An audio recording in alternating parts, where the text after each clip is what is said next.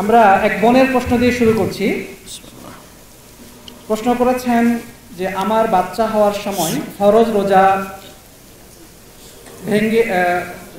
রোজা ছুটে গিয়েছিল, এখন আমার কি করণীয়? আমার বাচ্চা হওয়ার সময় ফরজ রোজা ভঙ্গ করেছিলাম, এখন আমার কি করণীয়? জি,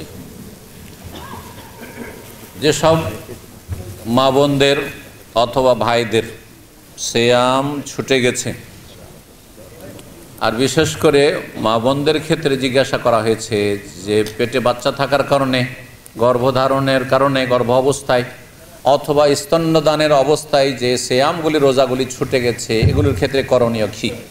এই ক্ষেত্রে সঠিক মত শাইখ ইবনে বাজ রাহিমাহুল্লাহ এবং সৌদি আরবের সমস্ত উলামায়ে কেরাম এই ক্ষেত্রে বলছেন যে কাজা করতে হবে। কারণ যেই ব্যক্তি গর্ভধারণের কারণে বা বাচ্চাকে দুধ পান করার কারণে রোজা ছেড়েছে, সেই ব্যক্তি হচ্ছে অস্থায়ী অসুস্থ ব্যক্তির মতো, অস্থায়ী রোগীর মতো।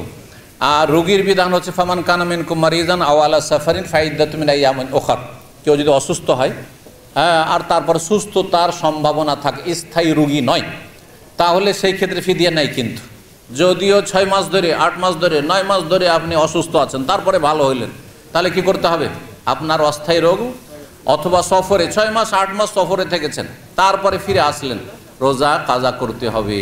ঠিক ওই রকমই যারা এইসব কারণে যেসব বোনেরা রোজা ছেড়েছেন, তাদেরকে রোজাগুলি কাজা করতে হবে। এই রোজার ফিদিয়া জায়েজ না। অনেকে কিন্তু সুবিধাবাদী, আর এই সুবিধাবাদী ফতোয়া ইন্ডিয়া বাংলাদেশে কিছু কিছু আলেমরা দিচ্ছে, এই ফতোয়া ঠিক নয়। অন্য কিছু আলেমাদের ফতোয়া রয়েছে, ফতোয়া মোটেই ঠিক নয়। জাযাকুমুল্লাহ খাইর। জি।